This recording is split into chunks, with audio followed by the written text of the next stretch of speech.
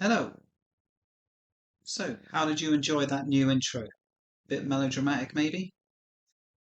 So, basically, just to explain what's going on is I am separating out my content. So, correcting misinformation is going to be all the sciencey conspiracy stuff, and culture wars is going to be for everything else. I just think that will be better for everyone all round. So, you only have to watch the content you want to watch. Okay, so with that out of the way, I'm still here in the NASA broom cupboard, still with my legally distinct friend, Kensington Bear. And I make no bones about it. I am a wet liberal, but that's fine because Kensington is a staunch conservative. So, what we want to do is we want to have some balance in the content as well. And we're going to start with a guy I really want to vote for, but God, you make it so hard. It's Keir Starmer. So, who is Keir Starmer? Well, born in September 1962, and yes, he was named after the founder of the Labour Party, Keir Hardie. His mother, Josephine, was a nurse, and his father, Rodney, was. What was your father, Keir? My dad was a toolmaker. He was a what, sorry? My dad was a toolmaker. One more time? He was skilled as a toolmaker, highly skilled. Well, you should mention that more often. By the way, there is a rumour that actually Keir Starmer's father owned a tool factory. It's not true. That was a lie invented by Lord Ashcroft to smear Keir Starmer. Oh, and Kensington. But anyway, uh, let's move on to Keir Starmer's early career.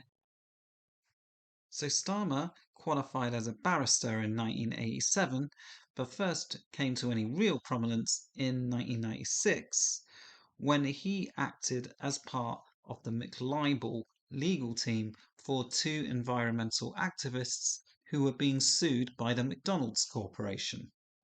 You'll have to look up McLibel in your own time because that's way too big a topic to cover here.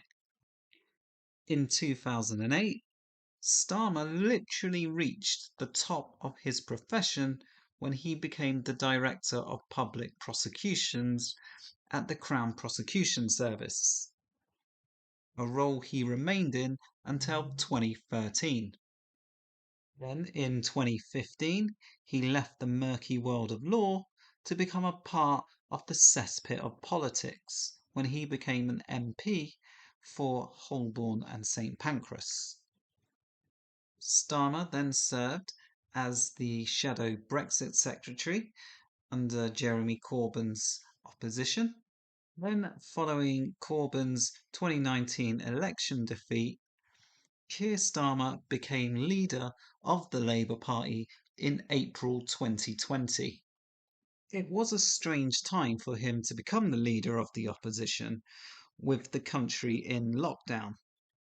His first PMQs was played out to a near empty chamber, and it meant the tone of his early PMQs had to be somewhat more constructive.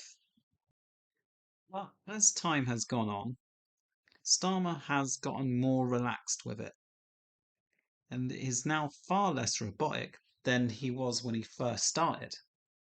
They've crashed the economy, mortgages are through the roof, they've doubled the debt, and he thinks he can stand there and lecture other people about fiscal responsibility. And of course, there have been tabloid smear campaigns. The Daily Mail dedicated 2 weeks to that time Keir Starmer had a beer, claiming it was in breach of lockdown rules, something Starmer was cleared of. twice.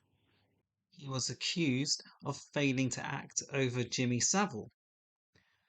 Although the reality is, Keir Starmer changed the rules of the Crown Prosecution Service exactly so a situation like that could never happen again. There have been other smear attempts, but despite all this, Starmer continues to hold a healthy lead over his rival. So, what's my problem, you might be asking? I mean, surely I should be happy my guy's in the lead.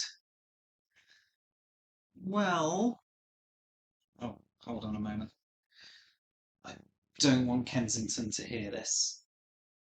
Well, you see, the thing is about Keir Starmer and his big lead in the polls.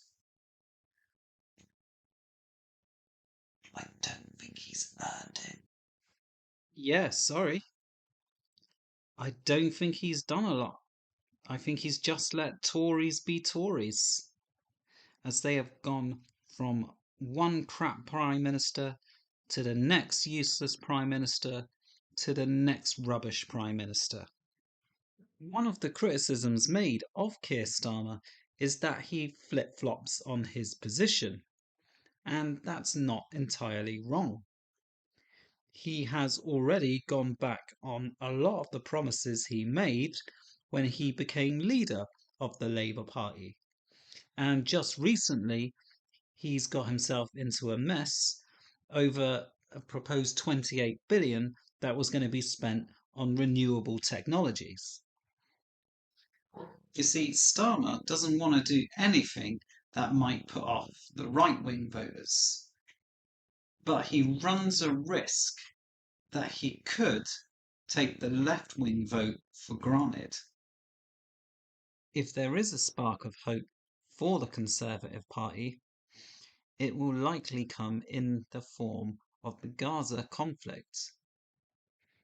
Thus far, Starmer has mostly been in support of Israel publicly, but most Labour supporters generally tend to favour Palestine. Now, there hasn't been any translation of this into the polls yet, but never say never. I would just like for Keir Starmer to establish some red lines, some pledges that we can hold him to. That if he doesn't fulfill them, we can ask that he resigns. I think that's fair. Now, the worst thing about Keir Starmer, though, the absolute worst thing about him, the thing that might stop me voting, it's this. He's a bloody gooner. Just kidding, Arsenal fans. You're alright. Ish. So, that was my look at the man who could be the UK's next Prime Minister. What do you think of Keir Starmer, Kensington? Right. Yeah, I, I don't think humans bend that way. Uh, anyway, right. So, if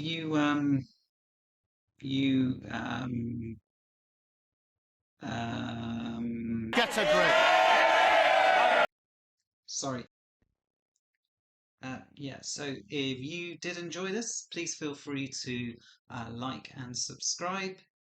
Help an angel get its wings by hitting the notification bell. And if there's someone you don't like, maybe you can share this video with them. Until next time, Star Wipe, and I'm out.